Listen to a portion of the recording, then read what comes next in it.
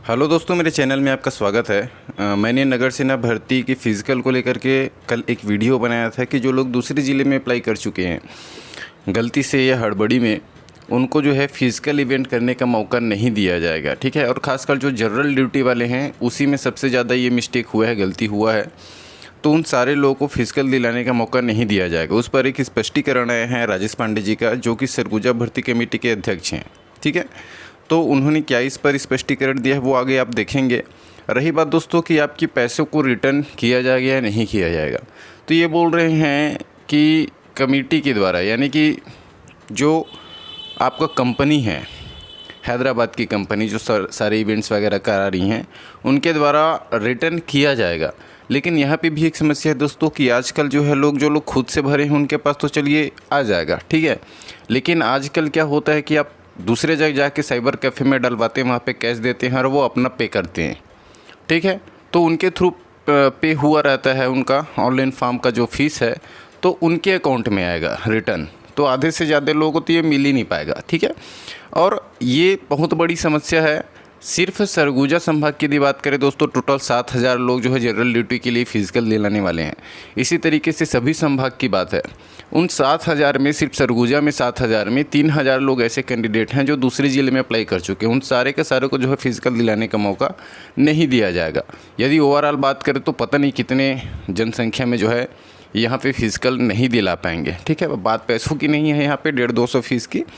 At least विभाग से ही गलती हुई है कि वहाँ पे ऐसा सिस्टम बनाना चाहिए था कि यदि कोई दूसरे ज़िले से अप्लाई कर रहा है तो उनका एक्सेप्ट नहीं किया जाना चाहिए था, और उनका जो है एडमिट कार्ड जारी कर दिया गया। तो ये बहुत बड़ी गलती थी। गलती उन लोगों की भी है जिन्होंने अप्लाई किया, क्योंकि साफ साफ वहाँ पे उल्लेख किया गया था कि ये जो है मूल स्थानीय निवासी है। भले ये फिज़िकल जो है संभागीय स्तर पर हो रहा है, लेकिन जिस ज़िले में पद निकला हुआ है उसी के मूल स्थानीय के लोग वहाँ के लिए एप्लीकेबल होंगे, ये साफ साफ उल्लेख था। उसके बावजूद बिना सोचे समझे अप्लाई कर चुके हैं। इसीलिए दोस्तों, कभी भी आप आवेदन डालते हैं, कोई भी फॉर्म आता है तो फट से मत डाल दीजिए। थोड़ा सोच समझ लीजिए कि क्या बोला गया है, उसके दिशा निर्देश को अच्छे से पढ़ लीजिए ताकि कोई गलती ना हो। ठीक है। कई लोग जो है हड़बड़ी में गलती किए होंगे, हो सकता है कि मूल निवासी वहीं का हो फिर भी से दूसरे ज़िले में डाल चुके होंगे, ऐसे भी अभ्यर्थी हैं, तो उन लोग तो फिर पछतावा ही हो रहा होगा। ठीक है। तो आगे आप देखिएगा वीडियो में उन्होंने क्या कहा है। एक्चुअली हमारे पास जनरल ड्यूटी के सिर्फ 100 पद थे। 60 हमने अंबिकापुर में, 40 कोरिया के लिए। कोरिया में हम एमसीबी को भी ले रहे हैं क्योंकि हमारा नया जिला कलाला वहां नहीं खुला है, तो एमसीबी को भी कोरिया के संभाल रहे हैं। तो केवल इन 2 जिलों के पद हैं। लेकिन मेरे संज्ञान में बात आई है कि दूसरे जिले संभाग के, जैसे बलरामपुर हो गया, जसपुर हो गया, सूरजपुर हो गया, यहाँ से भी पूर्व अभ्यर्थियों ने अप्लाई किया हुआ है, जबकि वो अप्लाई नहीं कर सकते। विज्ञापन में हमने पद ही नहीं दिया है। हमारे यहाँ मूल निवासी चाहिए, उस जिले का मूल निवासी, तो मूल निवासी ना होते हुए उन्होंने अप्लाई किया हुआ है, तो वैसे भी रिजेक्टेड होते हैं यहाँ आकर के। लेकिन उन्होंने अप्लाई किया है, तो मेरा ये मतलब था कि अगर कंपनी ने आवेदन ले भी लिया है, हमें कंपनी से बात करें कि आवेदन का पैसा वापस कीजिए, क्योंकि हम तो एंट्री दे नहीं सकते, मूल निवासी है नहीं। क्योंकि मूल निवासी जो जिले का है उसका पद मारा जाएगा। और ये तो 23 तारीख से वो बात है, लेकिन 22 में क्या हो रहा है कि चूंकि जनरल ड्यूटी के 100 पद है तो महिला आरक्षण में लागू है, तो 25 पद उसमें महिलाओं के हैं।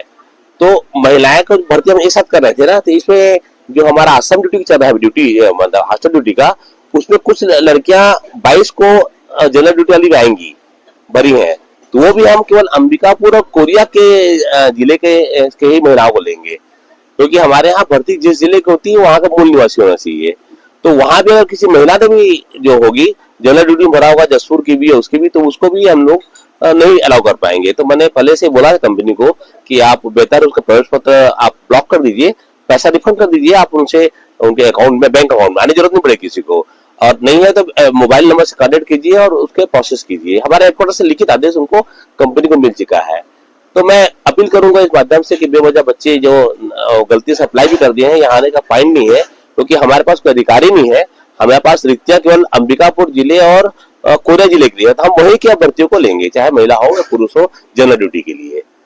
बता रहा हूँ, छात्रावास ड्यूटी जो होती है उसके लिए भी हर जिले का मूल निवासी चाहिए, लेकिन सारे जिलों के लिए वैकेंसी है। आप देखेंगे तो हर जिले की वैकेंसी है, उसमें संभाग के जितने जिले हैं सबके लिए 100, 60, 80 टाइप के 430 है टोटल। तो इसलिए हम लोग छात्रावास ड्यूटी में कोई समस्या नहीं है। जिस जिले के लिए अप्लाई किया है उस जिले का मूल निवासी होना चाहिए, बस इतनी बात है। भर्ती संभागीय स्तर पर हो रही है, लेकिन पद सभी जिलों के लिए विज्ञापित है ऑलरेडी। हमने सब जगह जगह इसको बोर्ड भी लगा रखा है, ये विज्ञापन में भी छपा हुआ था। पर ऐसा बात सब ऐसा है कि अगर हमें पता चला है, अगर ऐसा कुछ होगा तो हम पहले से बता रहे हैं कि उसे अनावश्यक प्रसार न हो, क्योंकि हम उनको अन्य जिलों को एंट्री नहीं दे पाएंगे 23 तारीख से।